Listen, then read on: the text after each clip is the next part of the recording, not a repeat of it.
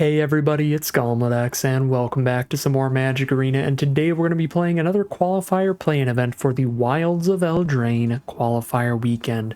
This is going to be a best of 3 Wilds of Eldraine sealed event where we are competing to win 4 matches before a single match loss, so very high stakes there.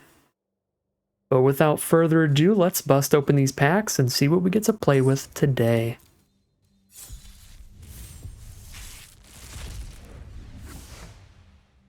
For our rares, as usual with the Enchanted Tales, they aren't going to be super good stuff. The Blind Obedience and the Leyline of Abundance, not really going to do anything in a sealed format, but we did open up an incredible mythic, the Virtue of Loyalty.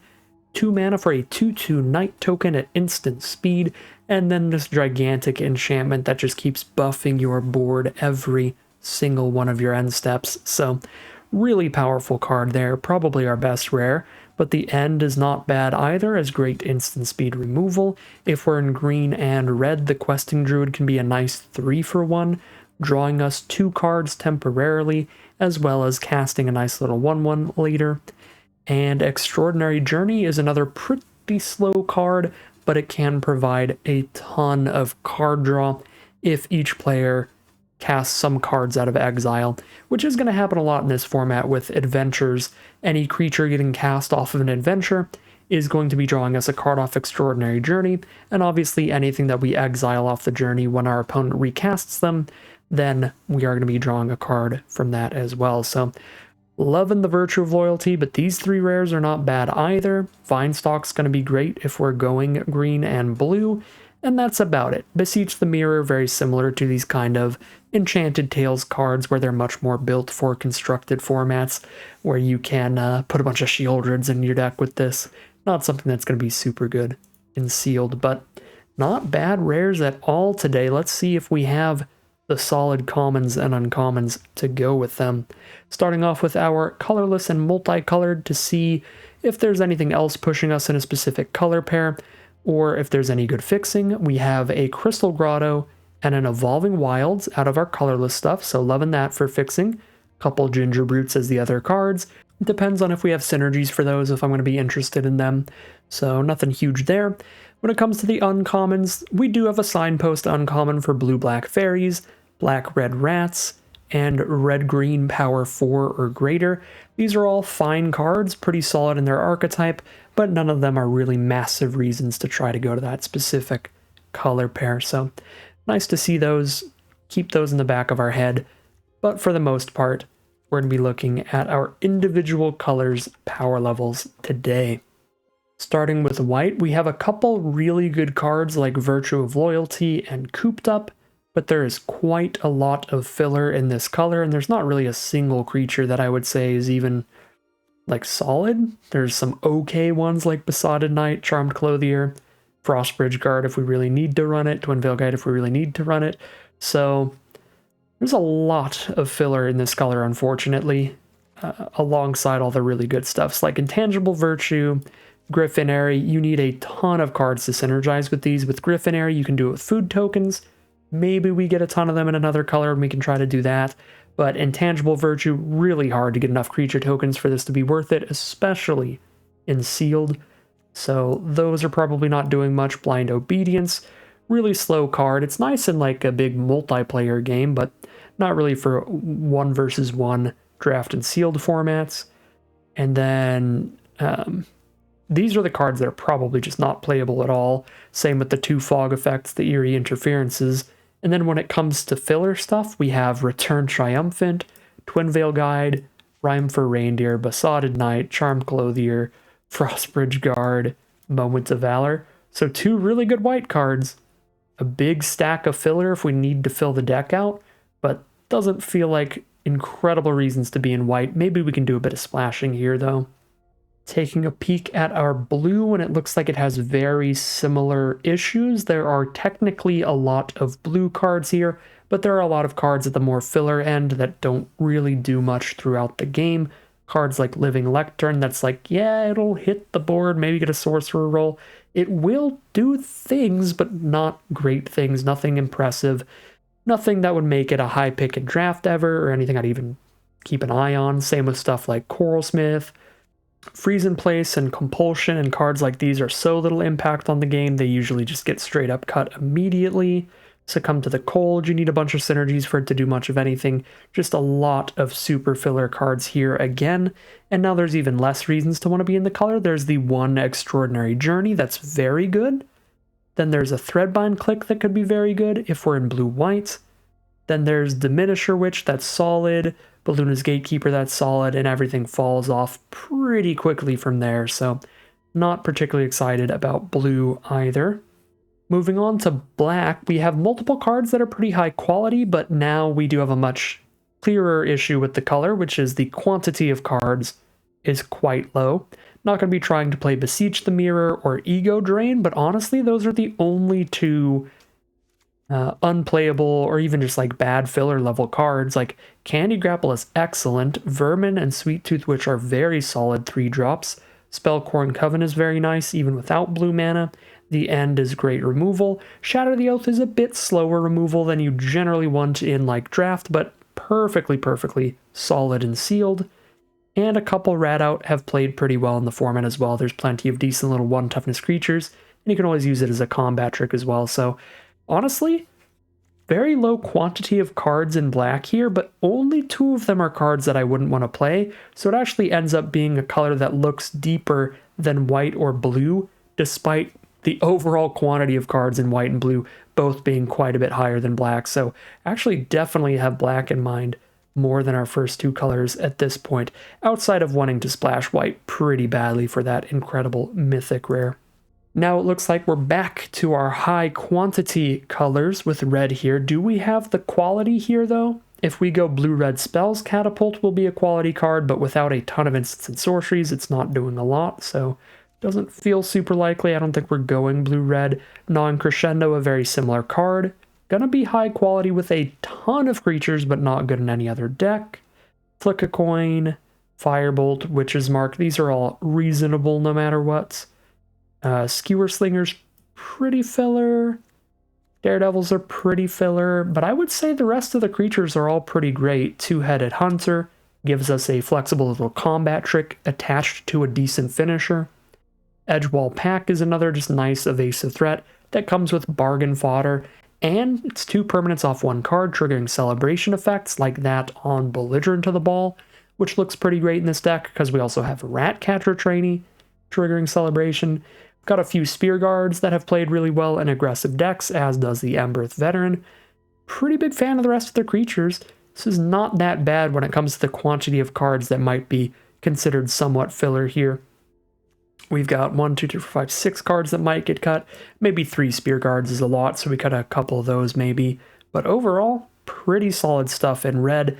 Think black and red are definitely looking the best here so far. But fingers crossed we have saved the best for last, because while black and red are better than our blue and white in my opinion, they're still not that great. So hopefully green is our big standout color, and that is where we see some really good stuff. And luckily for us, that does look to be the case. The one issue with our green is our relative lack of removal, because the only removal spells we have here are the Agatha's Champion off of green at the core. Other than that, there is a Gingerbread Hunter, but that's technically a black removal spell, so just 1 Agatha's Champion for removal here. That's the biggest issue with the color. We've got plenty of creatures, we have some really premium cards, tons of 2-for-1s for value. Very much liking this color. So cards like Gingerbread Hunter and Agatha's Champion are great because they're going to be providing a large body while clearing out some of our opponent's board. Stormkeld Vanguard is a very similar card where if our opponent ever plays a decent artifact or enchantment, we're getting a huge 2-for-1 there, clearing out their threat and dropping our own massive game ender. So very happy with the top end of our green deck, and we have kind of the perfect early game to go with it. We've got the double Root Rider Fawn to help ramp up into these 5 and 6 drops, as well as Utopia Sprawl that helps ramp up into these and fix our mana. There's Some other pretty decent stuff, like main deckable artifact enchantment removal with the Oof. The Genealogists are solid if you have another creature out when you play them. The Hollow Scavenger's just pretty great stat line for its mana cost. Threatening to attack and block is a 5/4, so it's hard for your opponent to find good creatures to collide into that thing. A lot of great stuff going on with our green. It's definitely my favorite color in the sealed pool. And another sweet thing is it gives us great fixing with 2 copies of Root Rider Fawn and a Utopia Sprawl. The Sprawl, just whatever color we choose, we're going to be getting that color out of our forests. And Root Rider Fawn lets us filter a mana for a mana of another color. So we don't get to ramp with the Fawn when we're casting something off color off of it, but that can still help with the mana. So big fan of the green. I think that is pretty much a guarantee for this sealed pool. We're probably playing green at the core, and we already want to be playing at least a little bit of black for that Gingerbread Hunter here. And I did think black was in our top 3 best colors, so I could see maybe green-black at the core. That's going to give us Candy Grapple. That's going to give us the End and a couple Shatter the Oaths. It's going to give us some really good cards that help fill out what our green is missing, which is mainly just like excellent removal. So I'm liking the idea of green-black at the core, and potentially with 2 Root Rider Fawn and a Utopia Sprawl, and a Crystal Grotto, and an Evolving Wilds, we might be able to try to go for a little white splash here. My issue with the white splash is we're trying to splash for a double white card because that's just the strongest card in our sealed pool. And ideally you want to splash for cards that only cost 1 mana of their respective color. It's a lot easier to find 1 off-color source than 2 off-color sources, but I'm hoping we might have enough mana fixing to get all the way there. So we might be trying to go green-black, splash a Virtue of Loyalty here, or green-red, splash a Virtue of Loyalty, something like that.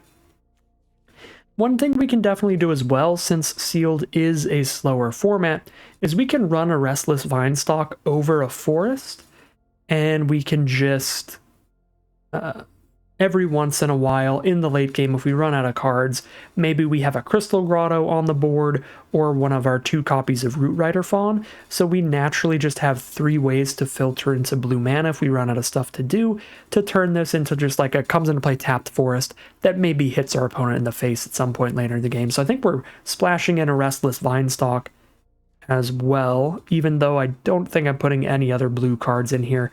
Our best blue card is another double pip card. We would need to hit double blue to get it down, so that's also a pretty difficult splash. Although if we're splashing white already, we could go for the Threadbind Clique Adventure.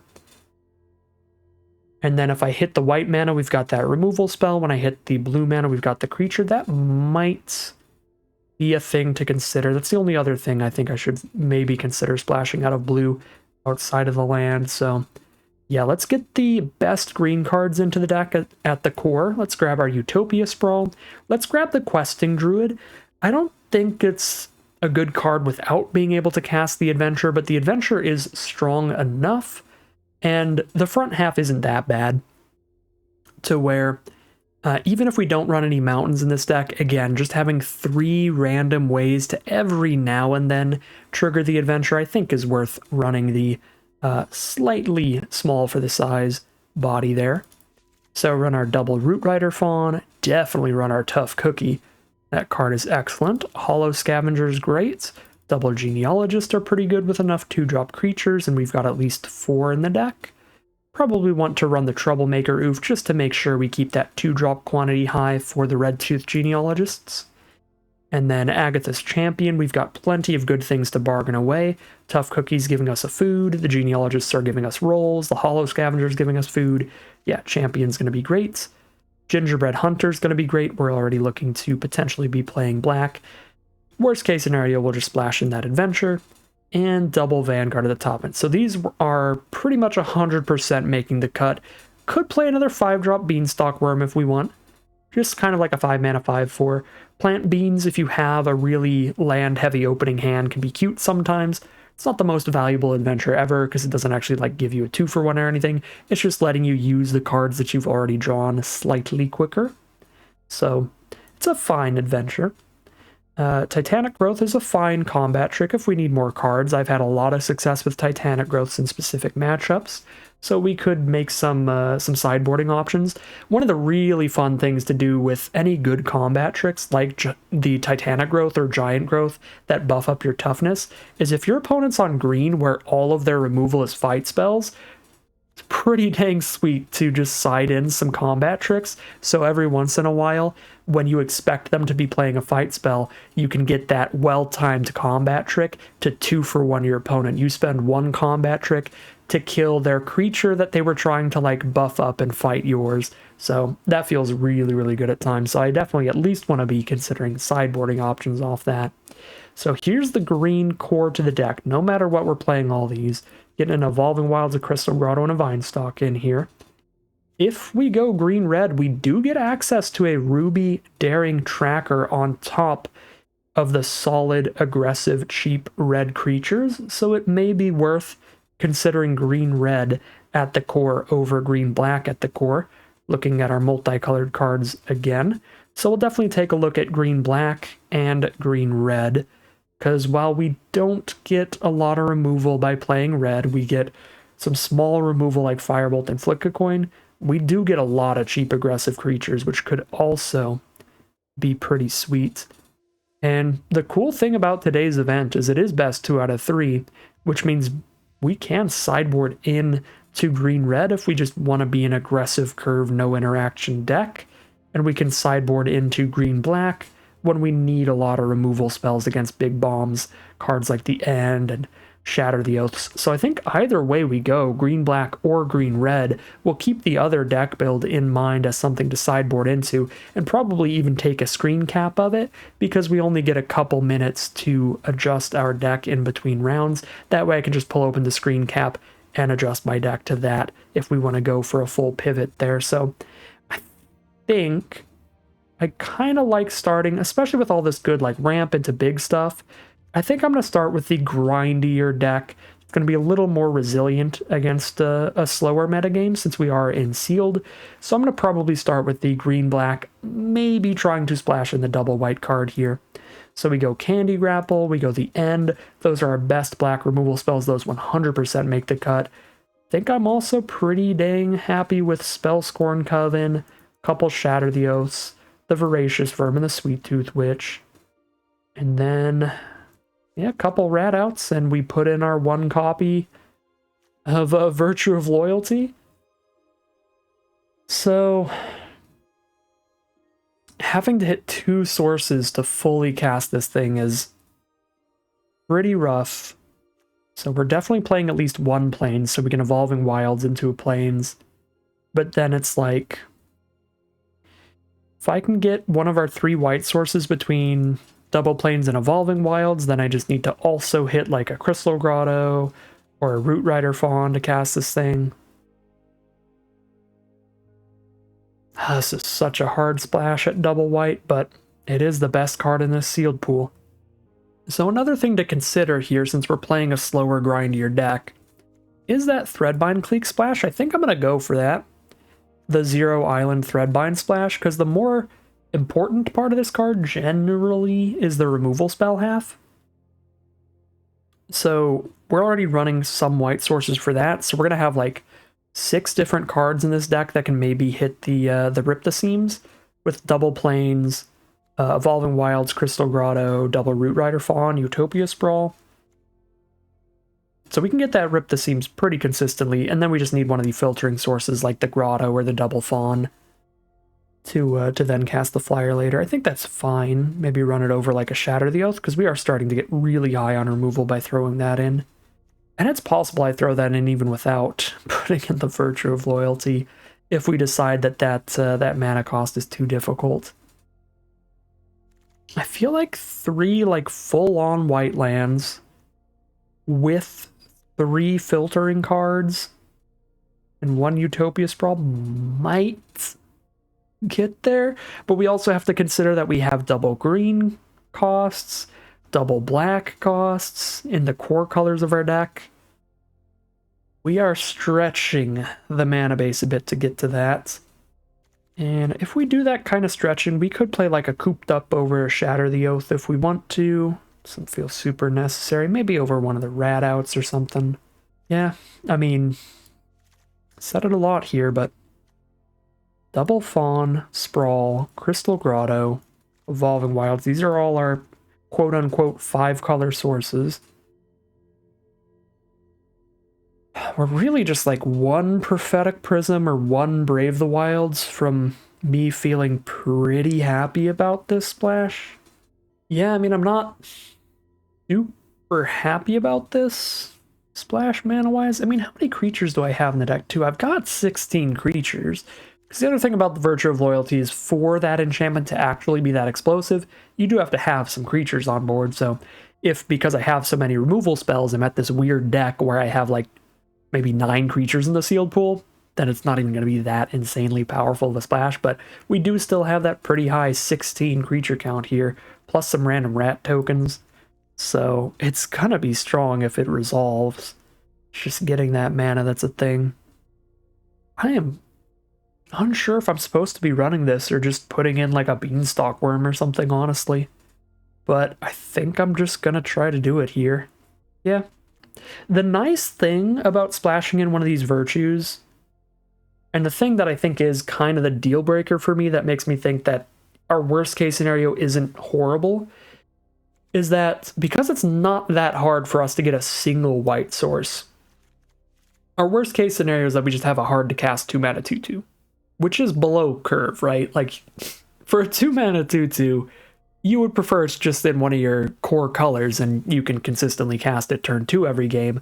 But there is that backup plan where it's like, even in the games where we never hit double white, the odds of us not hitting like a single white at least are very, very low. So it's not like we're going to have a complete blank piece of cardboard in our hand when we're stuck off of double white. Because we're almost always going to at least get a 2/2 when we draw into this thing. So it's not going to be like the worst top deck in the universe when I'm lacking on the double white. So that adventure does give us a lot of leeway here to be like, well, still going to be a 2/2 dork. It's going to be a little troublemaker oof or something that's just hard to cast for us in those rough draws when we don't find the double white. And I wouldn't even say that's a rough draw because we're not running an insane amount of white sources here for that. So yeah, I'm gonna try it. Don't know about double rat out main deck. I do love that thing out of the sideboard. I don't think there's anything else in here I really hate right now. I don't hate rat out either. I'm just thinking about potential swaps for it. Could put in the cooped up. No more black spells, basically. Put in all of those. Could put in a beanstalk worm or a titanic growth. Gingerroot with basically no synergies. Yeah, no, there's nothing great to swap this thing out for. Him like one rat out for a growth or something. We'll just... Well, green sources are very, very important to this deck because the green sources hit the Utopia Sprawls and the double Root Rider Fawns, and we can use these to get our other colors of mana. So we really need more than 5 forests in this deck. So we're going to be in this position where we're awkwardly cutting down on black sources, even with these double black cards. I think to up the green sources, which means we might want to throw in some green cards here instead. And maybe we even like cut a Shatter the Oath or 2 and just ditch some double black to have a little bit better mana here. I think that would also be reasonable. Yeah, Utopia Sprawl is a very demanding card. It's a very good card for ramp and fixing, but it is demanding. You have to hit that forest turn 1 for it to be like excellent. And the longer it takes to hit the forest, the worse it's going to be. And obviously you always want to cast it early because you always want to fix for your colors for it. So if you don't have the green source to fix your colors, you're going to just be having really bad mana issues. And pretty much the same goes for Root Rider Fawn to a lesser extent, but definitely the same issues there. So we certainly want more than 6 natural green sources. And with Utopia Sprawl only being able to enchant forests, that is actually a downside to running the Restless Vinestock here, is that there's less opportunities to actually put Utopia Sprawl onto something, because Vinestock is not technically a forest, so that is also awkward. Makes me want to go up to like 7 here, at least. And that's 8 natural green sources, a grotto, and an evolving wilds. In a pinch. Ideally, obviously, evolving wilds for another color. Maybe because as long as we hit 1 plains, we're doing something with virtue. We can cut 1 plains, 1 swamp here. Because we do have double blacks. Yeah, looking at the double blacks here have really made it. The double blacks and like the Utopian Sprawl, there's a lot of things in here that have made it so trying to get a double white card in this deck is really stretching us. So I guess I just pretend I'm putting a single white card in, and whenever I live in Magical Christmas Land, we're at double white.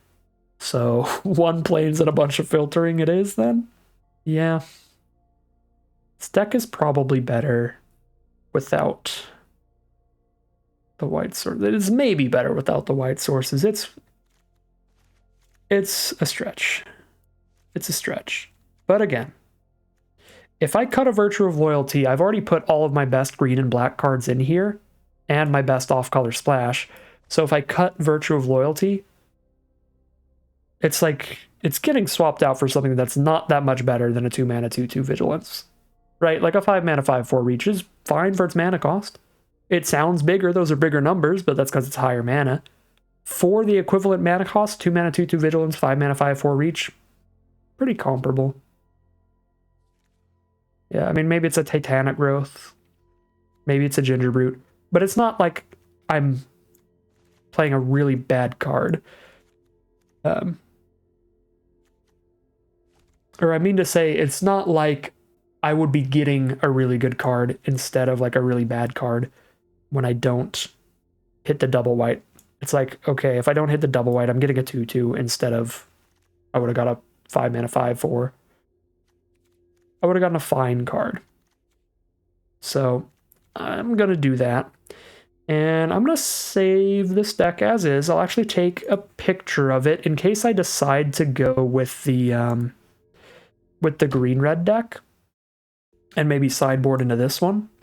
So let's take a picture of it right now. Let's click the done button. And that's going to lock that deck in. And then we're going to go back to deck building and see how the green-red at the core deck looks. And likely go with this splashy, grindier, dirtlier deck, because that's generally what you want to be doing in sealed. But maybe our green-red aggro curve is just so good that we want to try to just bulldoze people before they do too much stuff. But I don't think we're going to be going for that, because one of the best ways to make sure that that is something that can happen is to have a lot of cheap removal to clear out when they start assembling blockers. Best one in the format being Cut In, because it can like rip one of their blockers off the board and advance your board state still, because you can get a young hero roll, start buffing up your attackers, do some great stuff there. Alright, so I'm just going through here, cutting all of the cards that don't function well for just a general green-red aggro game plan. Creature count might be high enough for Gnawing Crescendo here. I don't have a lot of stuff that makes my board super wide, but I just have a high creature count in general that I think make the Crescendo fine. Yeah, 24 creatures, 6 non-creatures. So we're basically cutting just all creatures at this point. It's going to be a pretty weak Frantic Firebolt, I'm not going to lie, but we don't have any other removal. That's the big issue here. Yeah, I think I'm going to be going with the other deck. And this will be the deck we maybe sideboard into, because that's kind of a big issue for an aggro deck. If it can't get... If we, like, curve out with all this stuff and our opponent just slams down a 4/4, I guess, like, Daredevils can still attack into it. Maybe sometimes we get Menace triggers when we can, but you know what I mean. If our opponent starts slamming down some big blockers, maybe I'll have my one of Titanic Growth to clear out one of them, and then I'll just be stuck forever. Or I'll have my one of Gnawing Crescendo to attack in, get a big attack where I trade up into 2 creatures with the +2/+0. But if I don't have one of those 2 cards, it is really easy for this deck to actually just get blocked off when our opponent starts slamming down their own 5/5s and 6/6s and stuff. I guess our best answer to that is just cast our own 6/7s and then end the game with those instead. Alright, so we need to cut 7 cards. We basically just need to cut creatures. Spear Guard is super, super reasonable, but triple Spear Guard is probably pretty unnecessary. Questing Druid definitely makes the cut in this deck because we can basically always use that adventure for card draw. Troublemaker Oof maybe doesn't make the cut because now we have other red 2-drops that are just better aggressive cards. So 7 cuts total. Yep, our other 3-drops are all much better. We've got a Flick a Coin, we have double Root Rider Fawn, and we have Utopia Sprawl when it comes to hitting the black mana for Gingerbread Hunter. So I think that's solid up front, and we'll run the Crystal Grotto in here. But I don't think I'm going to go like Swamp and Evolving Wilds for that Swamp, at least. And then, generally not the biggest fan of the Daredevils, but I do think they're kind of cute with the Two-Headed Hunter for Double Strike. We do have to cut something here, though. Yeah, I'm not in love with these Spear Guards. That is another certainty about this deck. Normally pretty great in red aggro, but I don't think this deck actually utilizes the 1-mana 1/1 super well. I'll still keep one of them in here. Keep 3 1-drops in the deck. But we don't have like the rolls and stuff to make our 1/1 super important. We don't get a ton of value from the rat token that they provide when they die. 3 cards to cut. Plenty of 1 and 2 mana cards that make me feel Genealogist is pretty solid. Guess I could cut like a 1 of Daredevil, a 1 of Genealogist here. We've got double Root Rider Fawn and a Ruby when it comes to ramping up into like a Stormkeld Vanguard, which is pretty great. Maybe we're just supposed to go Jund. Because the biggest thing that we're missing out on here is removal, and again, the black gives us removal. So then we would want to just cut down on some of the dirtier creatures and just throw in black removal spells instead. Like cut out, I guess we could cut out like Frantic Firebolt, Gnawing Crescendo,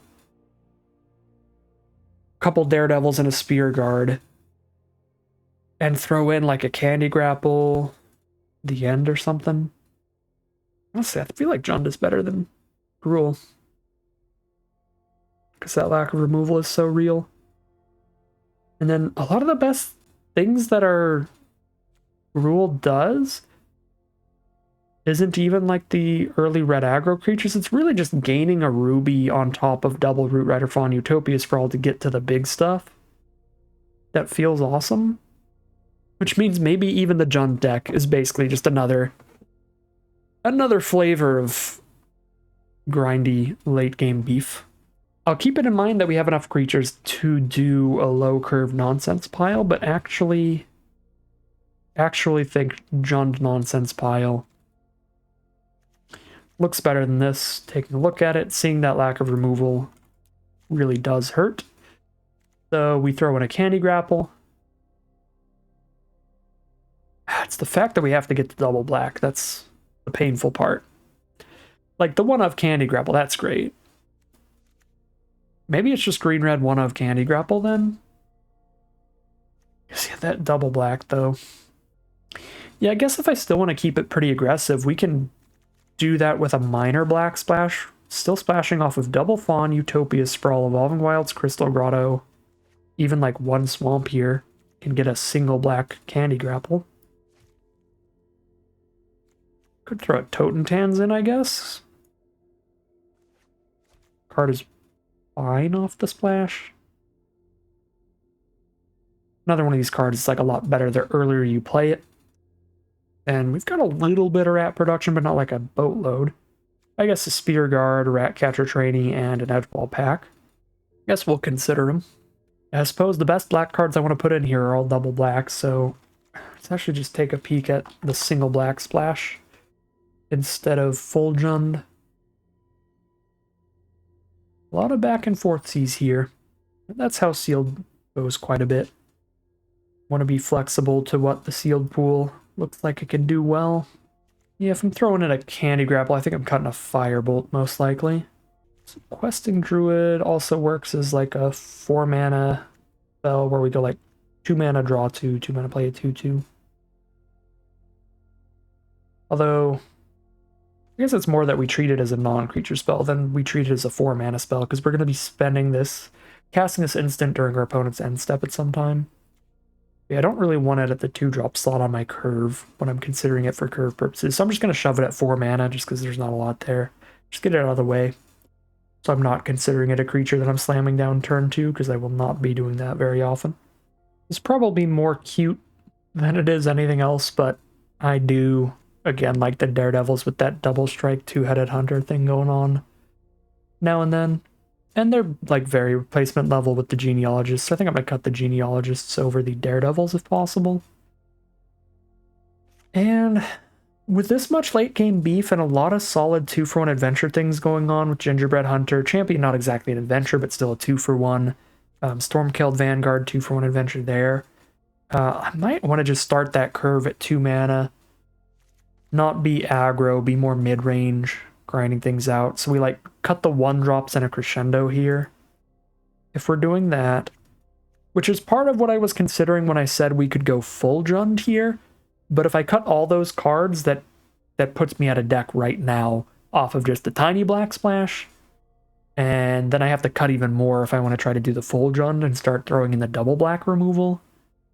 So I might be chill with just doing this for that little black splash. I mean, this looks pretty reasonable. Maybe it is just drop the Daredevils too, and then just throw in a couple double black removal spells. And this is the Jund them out mid-range slower pile. Yeah, I think this looks super reasonable. We could do a little more dirtling about with it, cutting Daredevils, throwing in double black cards, but I think it looks reasonable, but I do prefer our green-black at the core build. Maybe there's like a green-black splash red, but the biggest thing red's giving us is that turn 2 Ruby, and off of the splash, we're not casting that Ruby on turn 2 very consistently. So I'm gonna just screen cap here. This is close enough to the finished product that I can start at this and then consider some adjustments if I want to do swapping around of colors and stuff during the sideboarding. And then I'm just gonna pull open the old deck and probably run with that one. All right, I reopened the old deck, did another little check here, and it looks like we are actually at 16 lands. This is definitely a 17 lander minimum, so we got to throw another land in here and cut something. Could cut 1 Rat Out, 1 Troublemaker Oof, or 1 Genealogist. If I cut an Oof, I'm down to basically 4 2-drops for the Genealogist. I guess Virtue counts, but we can't rely on that white mana turn 2. Can rely on the green mana, so I think I'd rather cut the Genealogist than the Troublemaker Oof, because we need a creature on board to want to cast Genealogist. And then we'd be at like 4 2-drops. If I cut the Oof, I'd be at basically 3 2-drops and 5 3-drops, which is, yeah, that's kind of awkward. I'm going to cut 1 Genealogist, I think. The Rat Out would be fine too, but let's just get rid of that dork there for the 17th land. And that means we could run 8 forests for the Utopia Sprawl, or we could put that second Plains back in. You know, Virtue of Loyalty is strong enough. I'm going to put the second Plains back in. Trying to get a lot of mileage out of our Root Rider Fawns and stuff to hit our second green. Our Evolving Wilds Crystal Grotto, gonna do a lot of heavy lifting, but we are gonna call it a deck here. All right, here's a look at our starting deck list for today. Since this is a best 2 of 3 event, we can certainly make changes and adjustments depending on our matchups, but our starting deck is a green deck at the core with a lot of solid fixing. We have Evolving Wilds, Crystal Grotto, Utopia Sprawl, and double Root Rider Fawn, and with these cards, we're going to be casting primarily black cards as the secondary color for some great removal like Shatter the Oath, The End, Candy Grapple, and so on, but we also have some splashes for a potential double white splash of Virtue of Loyalty as just the strongest card in the whole sealed pool, and some decent Threadmine Clique plays as well. So a lot of 2-for-1 removal spell creatures like Gingerbread Hunter, Agatha's Champion, the Threadbind. The Coven's also a 2-for-1, even if it's not technically a removal spell. That can grind out a long game and get us ahead in card advantage, so that when the dust settles and everyone's cast their whole hand, hopefully we've got a little bit of something left around while they're out of cards, and we chip away, beat them down in the end game like that. So general grindy mid-range to late game deck like that is trying to win the war of attrition there. But we also have, again, the potential Virtue of Loyalty Bomb if our mana base works excellently for us. So fingers crossed here, but we'll see how it does as we head into the gameplay. All right, here we are on the play for round 1. This deck might actually want to be on the draw since it grinds out those long wars of attrition so well. Don't love having to sprawl turn 1, but I think I'm supposed to put it on white regardless. I do have to draw into a second black source for a lot of our removals, so maybe we need to put it on black here. Definitely not going to put it on green. I don't think we have any double green, actually. Maybe 1 or 2. Yeah, it's black or white here. White if I'm praying to draw my mythic, and black if I think I'm going to hit double black removal before a second swamp. But I've got 5 swamps in the deck, at least. Some other fixing sources. I'm going to get greedy here and just say white on Utopia Sprawl. Probably incorrect. We could also have said blue here if we really want to try to cast the Take It Back half of Spellscorn Coven, but that's really not necessary at all. Alright, let's drop the Vermin here since we hit a second green source. We can get the food and play the Scavenger in the same turn later on, which I might want to do next turn so that I have a food token to sack to Agatha's Champion if I don't want to sacrifice my rat. But we could also just play a Coven next turn, which would be reasonable too. I think with so many cards still in their hand, we've got enough options of what to discard that there's something that probably doesn't hurt them that much to discard, like maybe a 6-drop or something. So I'm just going to play the Scavenger for the higher power creature, and that'll give us more options of how we want to bargain with Champion, which is probably going to get bargained next turn, because I imagine they're going to play a creature, and then we'll just fight whatever creature they play. Try to just push in for damage early while we have the lead from being on the play. Alright, there's the Candy Grapple for the Scavenger, which is a bit sad, but at least we have a Vermin on board, so we still keep 1 point of its power. Alright, Sweet Tooth Witch seems like a perfectly reasonable time to cast an Agatha's Champion while they are tapped out here, so they can't removal spell in response. With Tough Cookie now in my hand, I kind of like this food, but I guess we deal the exact same amount of damage whether I sack the rat or not, so I guess I'll sack the rat and keep the food for Tough Cookie. Next turn I can play the cookie and hit them for 4 with this food, which is really sick. But yeah, since the Vermin gets a +1/+1 counter when the rat dies, still dealing 4 whether or not I sacrifice the rat, so we'll keep the food, and now I have a non-summoning sick food for the cookie if I want to just beat them down with a 4/4 next turn. Devouring Sugar Maw, 6/6 Menace Trample. Beginning of their upkeep, they can sack an artifact, enchantment, or token. If they don't, they have to tap it. So they sack the food to keep it untapped to hold it up on blocks. But they're certainly in a position where they need to be blocking. There's the second white source, by the way, if we find our bomb rare. Yeah, I guess we just drop a Coven here then. I can't really attack into this Sugar Maw even if I activate a food, so here's a Coven. I guess I can play Coven and Tough Cookie if I'm not worried about them having a board wipe. There's only 2 in the set that I can think of in their colors. They could have the double black and 3 for a 3/3 flyer. They can exile any number of creatures in grave and give our board -X/-X. Or they could have the double white and 3 that's just straight up Wrath of God. Both of those are rare. I think I keep putting things on the board, because they would have to have a rare board wipe to get us here, and this way if they don't, next turn I can activate 2 4/4 attackers and be attacking with 6 creatures. 2 of them would be, well, 1 of them would be a chump attack. I guess we'll see how big their next creature is, but I think it'd still be worth it. Oh, Sugar Maw Princess takes flight's actually insane. Yeah. The Sugar Maw just auto-sacks the Princess Takes Flight. So are we doing that attack with everybody? We gotta be, right? It's lethal on board. they block a single 4/4 and take like 14 damage. Yeah, we go for it, clearly. Let's make sure I don't sacrifice the tough cookie. I have done that before, as have many in the YouTube comments. Gotta make sure to hit the ability at the left of the tough cookie. If you click slightly too fast, you can lose the game.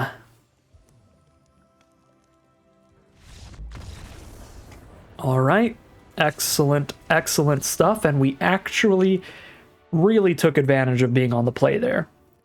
Had we been on the draw, that could have been a different game, because we were out of stuff to do after that point, just activating foods there, so if we were on the draw, we would not have had lethal that turn yet, so probably just keep choosing to be on the play. We've got a decent enough curve, but there's that consideration. When you have a deck that's really good at grinding things out and you want to just start up a card, you can just start on the draw every game. I'm perfectly happy with this matchup. We didn't see a lot from our opponent in terms of sideboarding options. We do see a Candy Grapple, for instance, to play around. Saw the Princess takes flights, or a removal spell to consider, but can't really play around that. I could throw in some enchantment removal to blow this up and get my card back. Well, no, that's not how this one works. This is the opposite one. This is the one that they want me to kill. They want to sacrifice it to a Sugar Maw to permanently exile something. Okay, never mind. For some reason, my head had defaulted to, it's an enchantment removal spell. Obviously, we kill it. No.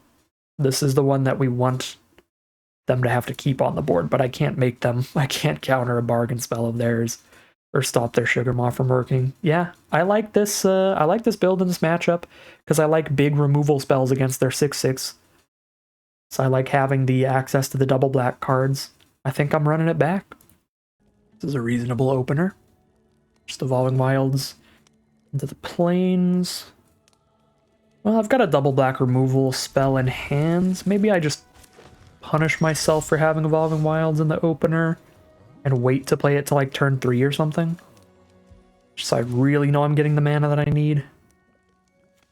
Yeah, I mean, this could really punish me. If we hit a good 3 mana play and I end up playing a tap land turn 3 instead of turn 1, it's going to be quite bad. But I like opening myself up to that flexibility of like maybe we top deck a swamp before I crack the Evolving Wilds, and then we're like, ooh, cool, grab the second plains. Probably incorrect, but I'm being a little greedy, Gus, here.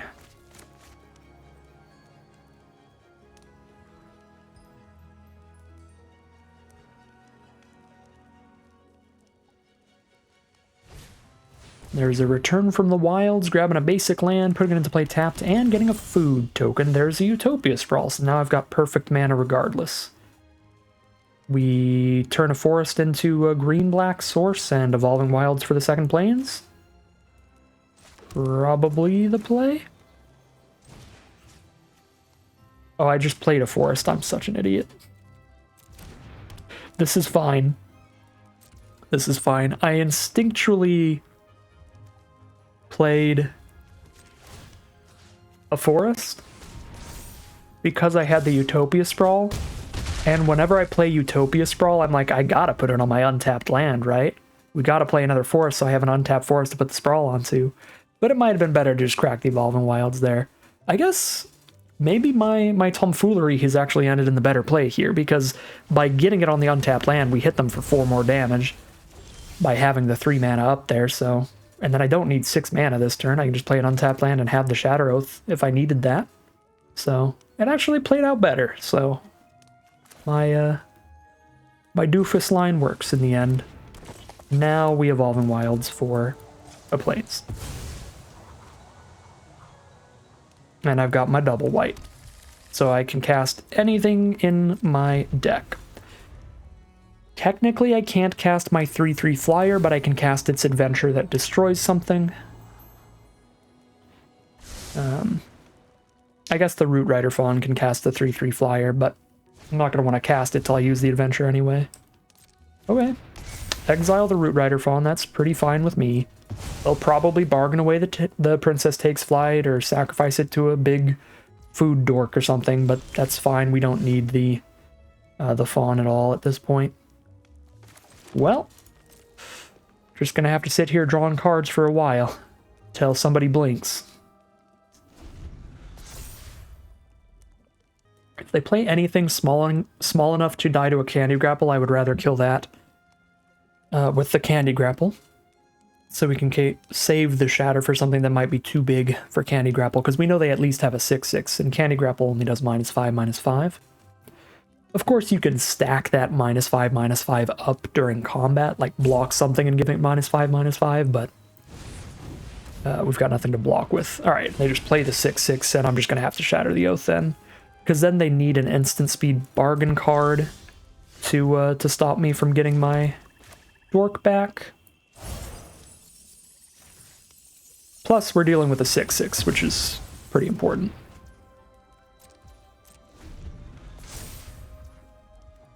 Alright, well, I get my dork back. But yeah, if they had an instant speed bargain card, they could have put a stop for their upkeep, and then at instant speed bargain away the Princess Takes Flight. The problem is most instant speed bargain cards are stuff like Candy Grapple. That's, they can't cast without a creature on board in the first place. Alright, well this is obviously pretty horrible. Our opponent has the one Planeswalker in the format, and I am already just out of cards, really. I could grapple a 1/1 and attack it, force them to sack the other 1/1. Or we just do 1 damage to Ashiok and then they minus again, and yeah, this is not a good spot at all. There's like no common Planeswalker removal in this format, because there's only one Planeswalker. As you can see, destroy a creature or enchantment. Doesn't choose Planeswalkers. This might just be game here. Is it worth attacking Ashiok here?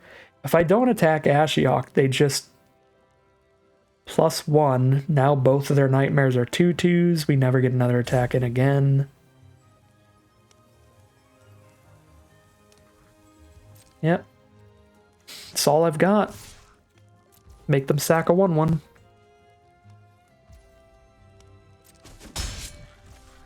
Okay. I don't technically need to grapple one of these 1/1s until they're threatening to get counters, which isn't till combat during their turn, and they only get 1 counter. So I can save the Candy Grapple. I am going to play the Oof, though. I want to get a wide enough board state that I might be able to actually kill Ashiok, so that they don't just completely take over the game. But it's unlikely we can get through here, because now they're going to have the 2/2/2s up, and Ashiok's at 3 loyalty, and again, we're just kind of out of cards, and they're drawing extras now. So they've got 5 cards in hand. When they move to combat, their 1/1s are turning into 2/2s.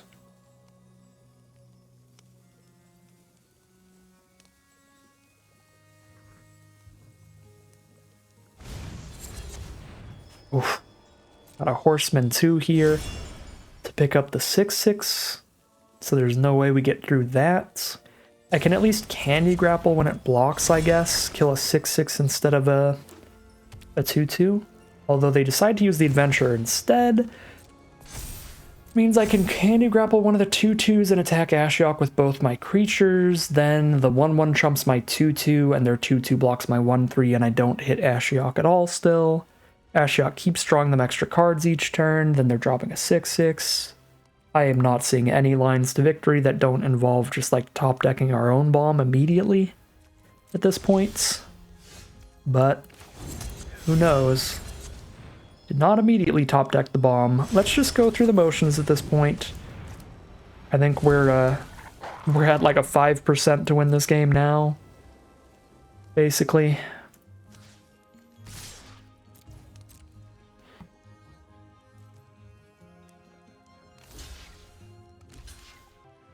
Expecting to trade a 2/2 off here. Now I have to spend Candy Grapple on one of these 2/2s. And I don't have it for the Sugar Maw anymore. But we do have a lot of removal that can kill a creature that big. Because again, we were only going to be able to kill the Sugar Maw in combat regardless at this point.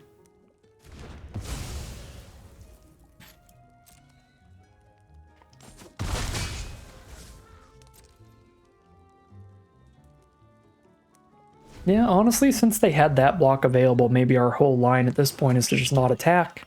But again, just not attacking the Planeswalker means it's drawing them extra cards, buffing up the Nightmares every turn, maybe even making more Nightmares here, and just completely winning the game, so... Feels like not attempting to attack Ashiok is just completely giving up, but at this point, that is probably the play. Just pass turn from now on until our opponent finds the win. Force our opponent to at least play enough aggressive cards to not like completely mill themselves out. And we get to chip away at their clock a little bit here. Well, Stormkilled Vanguard would be awesome if they didn't have multiple 3-power creatures, and they also don't have an artifact or enchantment out. If I target a food token, they can sack the food, and then my Vanguard goes straight to my grave, so... Alright. I don't want to chip into my clock too much. I mean, we have 21 minutes still. We're going to be fine. There's no way a third game is going to take us more than 20 minutes. So I don't need to play super duper fast, but there's also no great lines. Even if I sack a food to Scavenger, it's a 5/4, they double block, and I only kill one creature. Yeah. We're on that pass the turn every turn life.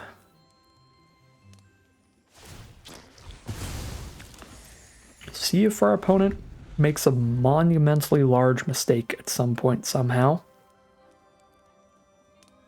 And at least we get a little more information about their deck. Although it does feel like the biggest piece of information that we need is that they have Ashiok. I don't know that there's much we can do about that though, because they stopped printing Planeswalker removal at common and uncommon. I guess I have the end in black, so we're probably sticking to black. Because we've got the Exile a Planeswalker card. I could move to green-red and try to get a more aggressive curve. But the green-red deck has really, really hard time against their 6/6. A lot of their sturdier 2/3 style creatures. I feel like green-black is still going to be where it's at, and we're just fingers crossed on having the end when they have Ashiok. Or they just don't draw Ashiok. As long as they don't draw Ashiok, I think we're favored.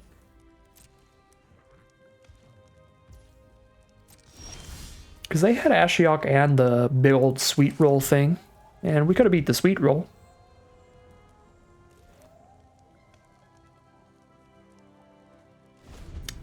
It is Ashiok that has completely taken the game.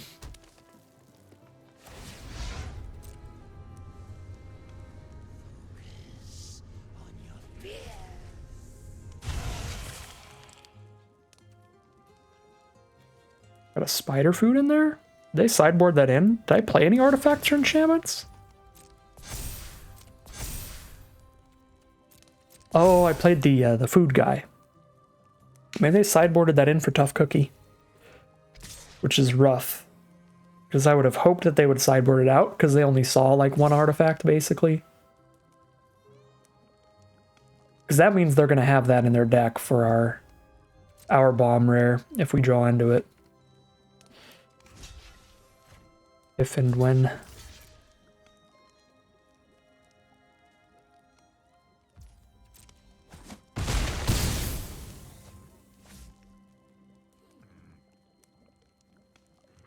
Maybe I could just trade into the 5/5 there, sack of food to do that, might be worth it. I don't know.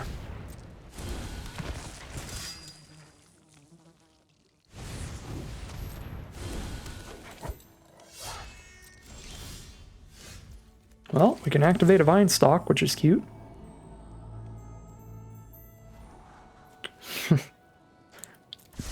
I mean, there's the end. Unfortunately, we're already dead. If I get rid of Ashiok. Their board is like 3 times the size of ours. If I just exile their Planeswalker, I could exile the... Oh, it searches their graveyard, hand, and library. Never mind. I was gonna say I could exile all the Nightmares, but it doesn't actually exile duplicates off the board. It exiles duplicates out of the deck and the hand. So no, I cannot clear out all 3 nightmares with that.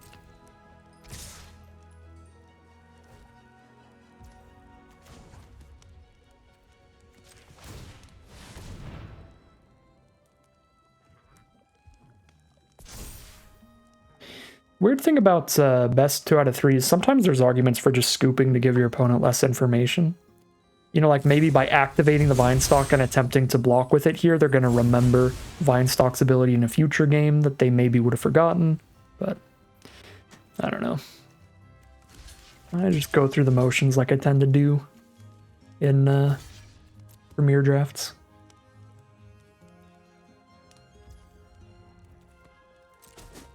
In best of 1, it's always 100% technically correct to play it out as best as you can, as long as you can. Could have technically survived that turn. I didn't do the combat math because we already lost that game infinitely long ago. Just assumed we would stop maybe enough damage. Alright, doesn't matter. We lost a long time ago to Ashiok. Do we have anything we can do about that? I could try to Mize a kill with a Titanic Growth. We get a single 1/1 in there that they don't block, and Titanic Growth it up. Maybe we put Ginger Brutes in there to try to get in. But then we're making our deck a lot worse when they don't have Ashiok, because the individual Ginger Brutes are going to be bad in basically any other instance, I should say. I could splash in a Spell Stutter and just always hold it up on turn 5 if I have the blue. Doesn't feel like a reasonable way to try to deal with that. No white removal for Planeswalkers. The only removal spell in our whole sealed pool for Planeswalkers is the End, and we already have it in the deck. We've got some flying that might help with the Spellscorn Coven, and the Threadbind Clique, so we already have the 2 best flyers in the sealed pool in the deck as well. The one other consideration, again, is just going like throwing Ginger Brutes in for potential unblockability. But a single Ginger Brute's never going to kill an Ashiok. They'll keep bouncing off each other. Our opponent gets to keep drawing the additional cards every turn and buffing up their nightmares. We just make sure they can never minus it again. So I'd have to draw double Ginger Brute to actually be pressuring Ashiok enough to try to kill them. Does not really feel like we've got great sideboard options here. And even Titanic Growth wouldn't really have helped us there because we never even got a single point on the Ashiok. I guess I got one with the Root Rider Fawn, maybe? One time that I'm forgetting. But yeah, I mean, I like the rat outs against those nightmares before they get the counters. Got the 1 toughness. Alright, we're playing it back again. And we're playing on the play and hoping for no Ashiok.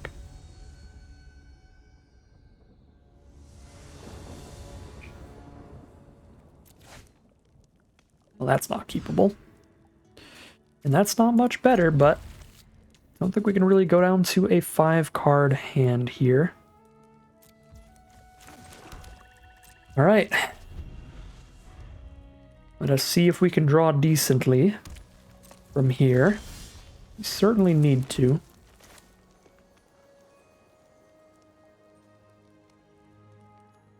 Yeah, we just slammed down the Troublemaker. If we didn't see any artifacts and enchantments that are that insane that we should just hold off on our 2-drop. The only one that I really remember significantly is Princess Takes Flight, which just isn't a good target for the oof in the first place.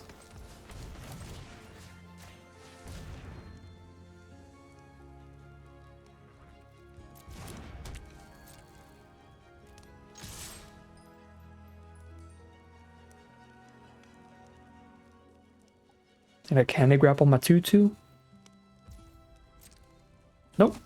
Smart play, now they can candy grapple my 3/2.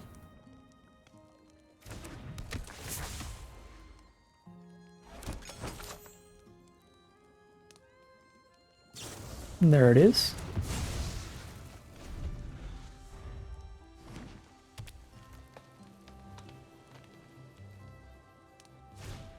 There's a Tangle Span lookout. We definitely want to kill that, but we hit the tap land here. Alright. Send the squad, no universe in which they block. And they get 1 turn to play an aura for lookout before we can kill it.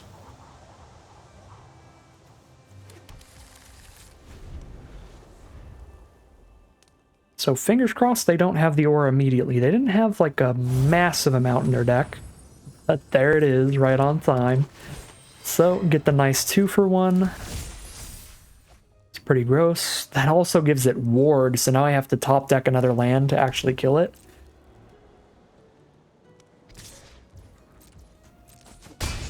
That's actually very bad. Yikes. Well, that does not feel very lucky. Now I have to sack the food to kill the lookout, but I'm pretty sure that that is something I gotta do here. Alright, well we get our rat out value. So that's cute.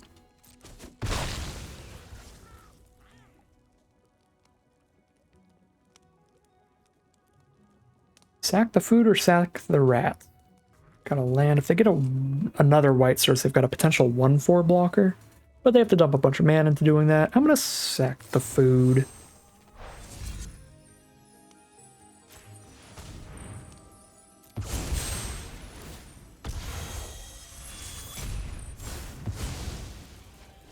Because we could put a Wicked Roll on this rat and have 2/2/2s if things stack up well for that kind of board state.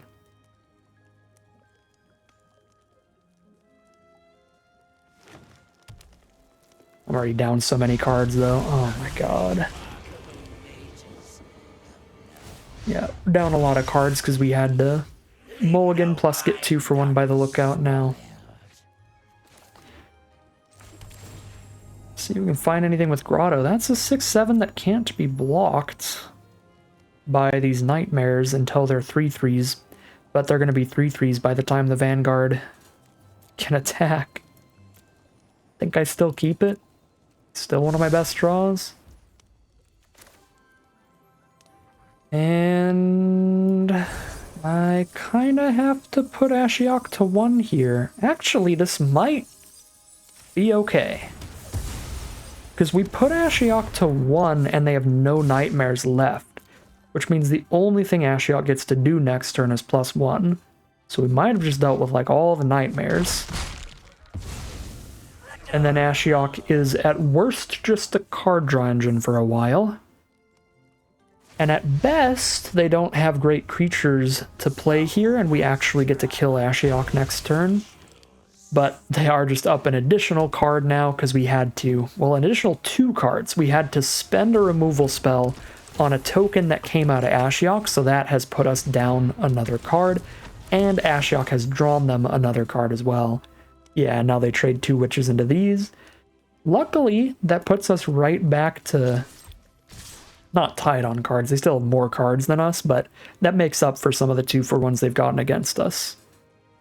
Because now our rat token's trading up very highly. Our oof is trading up a tiny bit. Because they 100% just keep Ashiok here.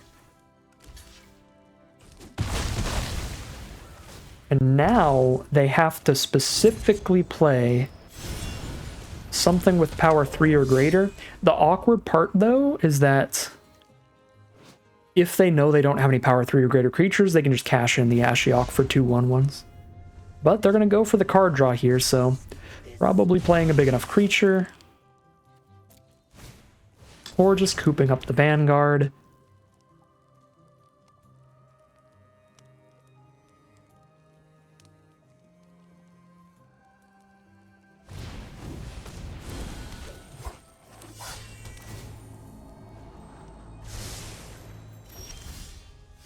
There's the Virtue of Loyalty. I've got the double white, but I have no actual creatures on board right now. So we're going to get our Knight token in their end step. Still doesn't feel winnable. Because Ashiok is completely popping off now. And I would not have said this was the best draw in our deck. If we drew perfectly here, it would have been drawn to the end to exile Ashiok and then draw Virtue. And then we have a shot this game. We drew well by hitting Virtue of Loyalty, but we would have had to draw completely perfectly, I think, at this point to get anywhere close to a lead. And it just feels like Ashiok doing Ashiok things again. Actually made a reasonable, concerted effort towards killing Ashiok this time. But alas, it was not to be.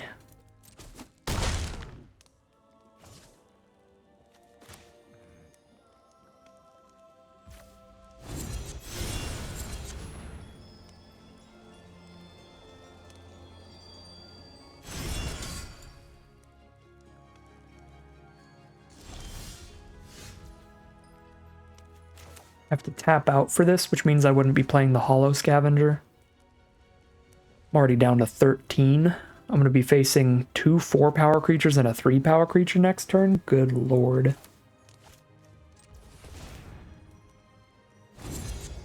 Actually, legitimately can't just play this and make my 2/2 a 3/3 here. I just don't have the life total to do that right now.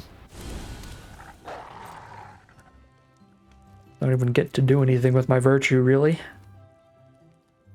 Basically has been a 2-mana 2/2, even though I had the mana for it here.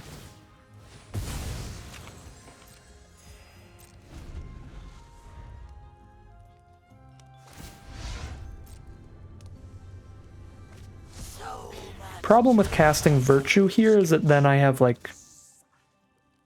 I guess I trade my 3/3 into their 3/3 and take 8, go to 5. 5 life with 0 creatures on board. Also, if they have a removal spell, I go down to like 2.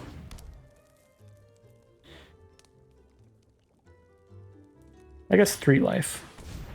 Wow, they got double removal? Well, we'll see exactly how much I would have gone down to, because that's 2 removal spells still. I guess when Ashiok has drawn them like 5 extra cards at this point, that is reasonable.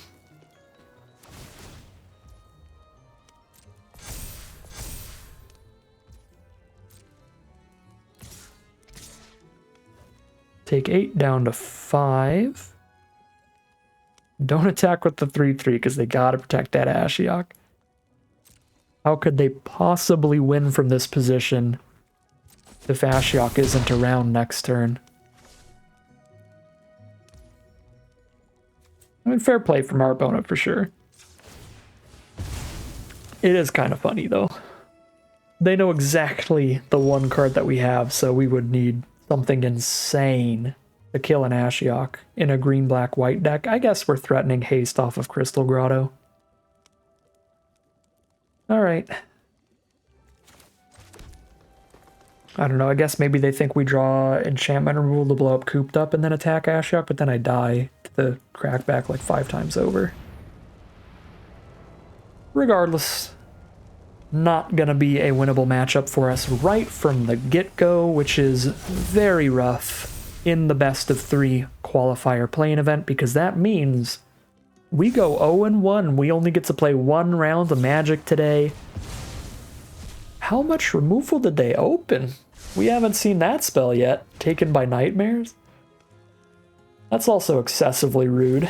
There's already a Cooped Up on our creature and they're gonna go for Taken by Nightmares just cuz. Seems cool, opponent. Well, we got Ashioked. Again, with how both of the second games played, I genuinely think if our opponent just didn't resolve an Ashiok in either of those games, it's a pretty winnable match. And game 3, we even mulliganed down to 6 and maybe almost were able to clear out the Ashiok. So without the Ashiok, maybe we're even winning a game on a mulligan down there.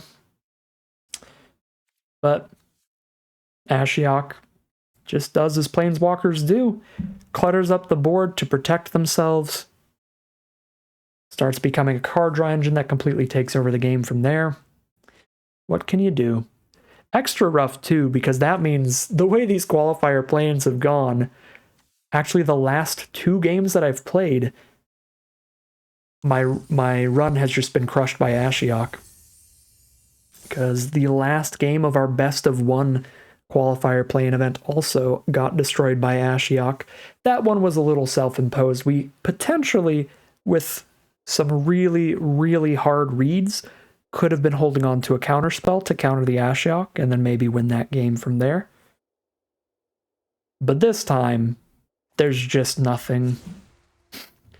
There's nothing we really could have done about it. We have the best answers to Ashiok in our sealed pool kind of already in our deck. Like, few flyers, since they didn't really have much for flying and reach. Maybe we can get one of those down and try to clear it out. Maybe we can resolve a Vanguard, make it really hard for them to block that, and that can try to clear the Ashiok out. And the one actual Planeswalker removal spell in the sealed pool, also in the deck. I think it was pretty reasonable to run it back like this. While the green-red deck is more aggressive, gets things onto the board earlier, I think it still doesn't really get the Ashiok dealt with super easily. So I was pretty happy to be running this back. I think our sideboarding choices were fine.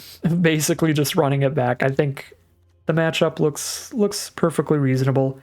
But that is kind of the one thing that maybe could have gone differently. So maybe there's something there that we can think of that we're missing on that could have changed things, because it doesn't feel like there was really anything at all we could have done in either Ashiok game, and those were the only games that we lost, so the only games that could have changed the outcome of things as a whole. So I don't know. I'm not seeing anything I really could have done that would be exceptionally great sideboard or gameplay wise, but maybe you'll have spotted something that I didn't. It doesn't feel like we had winnable games to me though, so that's just gonna do it. That is all it takes to get kicked out of the qualifier play-in best-of-3 event and shove 3,500 gems right into the wood chipper. So that is going to do it for this event. But I will be giving it another shot, and fingers crossed we might be able to do a little bit better that time, get some more gems back. And if things go exceptionally well, we might be playing in the qualifier weekend event tomorrow. So if you are interested in some more competitive Wilds of Eldraine Limited, there are already some Arena Open videos on the channel you can definitely check out. That was a pretty hype event that we did pretty well in. And you can stay tuned, because tomorrow will be another attempt at the qualifier play-in event. Again, maybe low chance, but maybe we'll be doing the qualifier weekend after that. But that is going to end today's video. As always, I'd like to thank my patrons and YouTube members for their support, as well as you for watching the videos. If you enjoyed this video and you'd like to see some more, you can always like, comment, and subscribe to tell the YouTube algorithm to send you more in your recommended feed. If you'd like to catch me live, you can check out the Twitch channel in the link in the description below. And if you'd like to support the channel directly, you can check out the Patreon link in the description below. But other than that, as always, thank you very much for watching, and I'll see you again soon for some more Magic Arena.